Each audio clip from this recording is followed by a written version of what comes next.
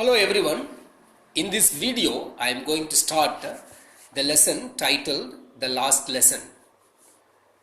So please keep your textbook in front of you. Keep the textbook with you and then listen to the video. You will learn it better. First let me tell you about the author. This is written by Alphonse Daudet. He was born in the year 1840 and lived up to the year 1897.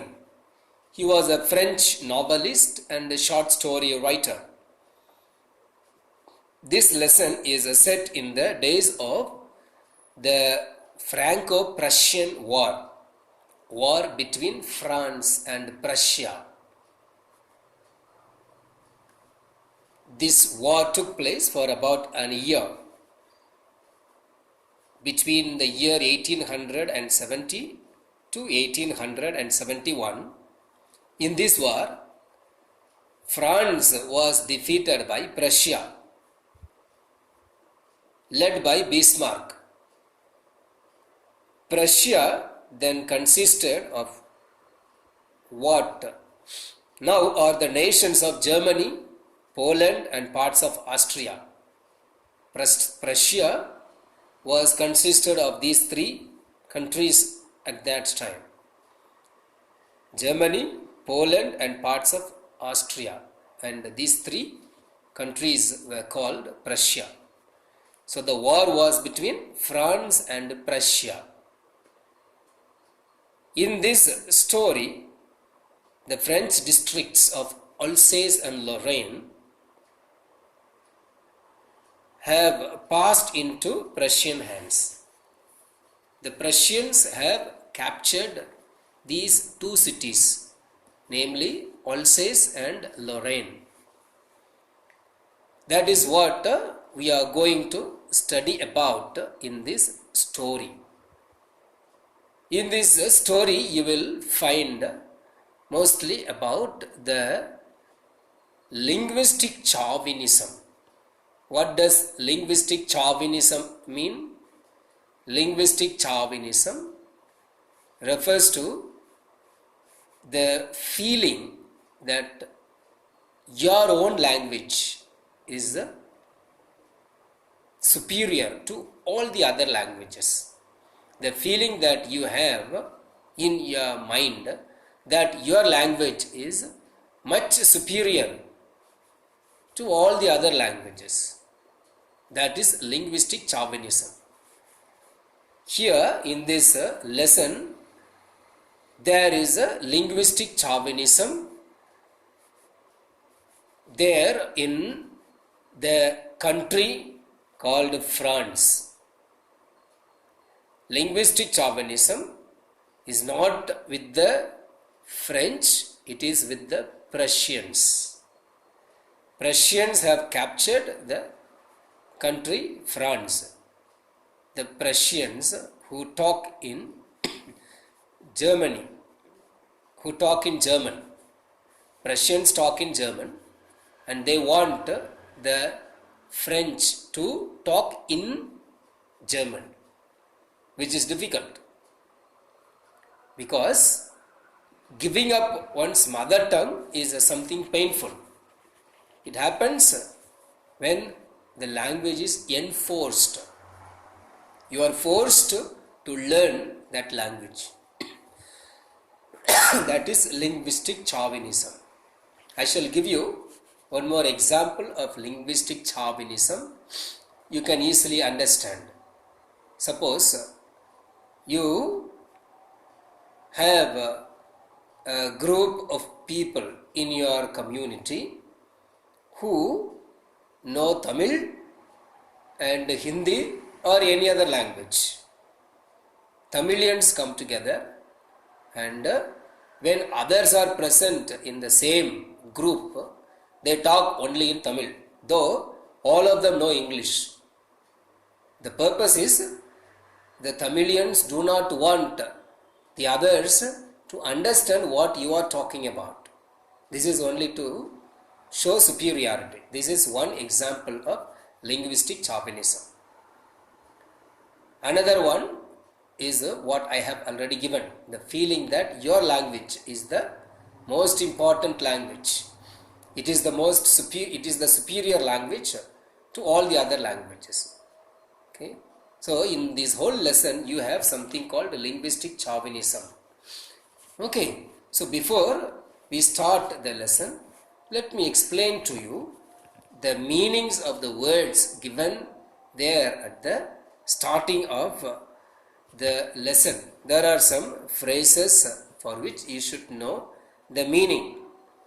The first one is in great dread of.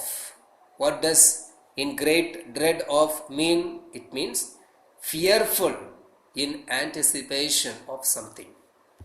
Fear that you have, dread, you are afraid of something. You are expecting something would happen. Okay, that is the meaning of in great dread of.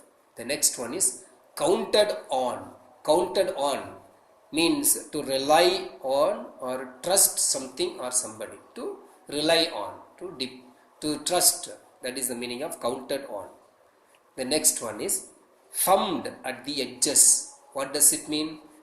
Thumbed at the edges means worn or soiled edges caused by frequent handling. In the books, you will find thumbed edges if they are handled so much at the corner. At the corner of the book, you will have these thumbed edges if this corner is damaged or soiled because of overuse. Okay, that is the meaning of thumbed edges. Then the next one is in unison. What does it mean? Harmony or something happening or being done at the same time, harmoniously. The next one is a great bustle. What does it mean? A great bustle. What does it mean? It means excitement. Great excitement because of rapid activity. Great commotion. The next one is reproach ourselves with. What does it mean? Reproach ourselves means to express disapproval or criticism or disappointment. That is the meaning of to reproach ourselves with. Okay. So please learn these words well. Know the meaning of all these words before you start reading the lesson. In this video, I am going to talk to you only about the first paragraph. I shall start reading the paragraph. Please follow it. Take the book and follow it. I started for school late that morning and was in great dread of a scolding, especially because young Hamel had said that he would question us on participles and I did not know the first word about them. For a moment, I thought of running away and spending the day out of doors. It was so warm, so bright. The birds were chirping at the edge of the woods, and in the open field back of the sawmill, the Prussian soldiers were drilling. It was all much more tempting than the rule of participles. But I had the strength to resist and hurried off to school. So the first paragraph talks about the temptation of the narrator. Okay, I refers to the narrator. The narrator is Franz. M. Hamel here is the teacher. Franz is a little boy who is studying in the school where Mr. M. Hamel is the teacher. M. Hamel had given them a homework that was to come ready with some questions on participles. But Franz does not know anything about participles. He doesn't know anything about participles, so he was afraid of going to school that day because he was afraid of being questioned by his teacher. On the way, he found a few things.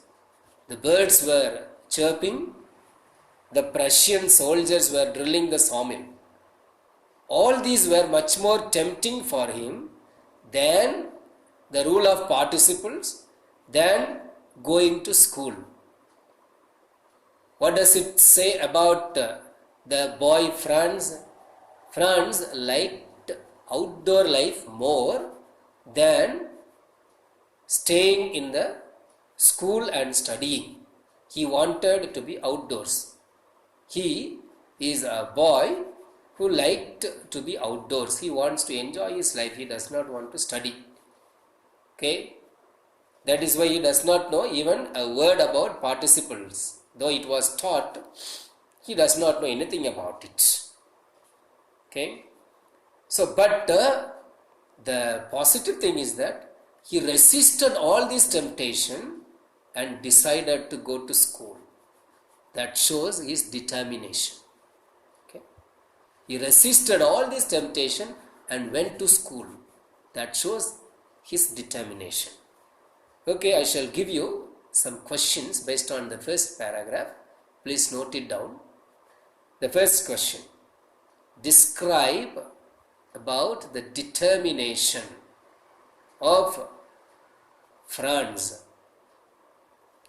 Next question: what was more tempting for Franz than going to school? Okay, so these two questions I have given. Please learn the first paragraph and write down the answers of these questions. Okay.